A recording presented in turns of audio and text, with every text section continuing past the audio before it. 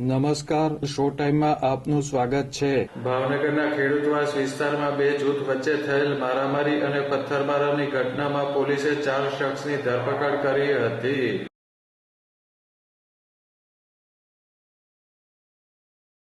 શહેરના ખેડૂતવાસ વિસ્તારમાં આવેલ મફતનગરમાં કાતર મારવા બાબતે બે જૂથ વચ્ચે મારામારી અને પથ્થરમારો થયો હતો.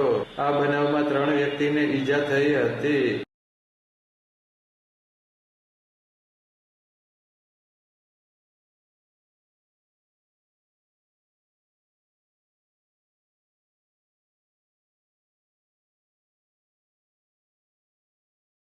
આ ઘટનામાં ઘોઘા રોડ પોલીસે સામસામી પોલીસ ફરિયાદ નોંધ્યા બાદ ઘટનામાં સામેલ 4 શખ્સની ધરપકડ કરી હતી.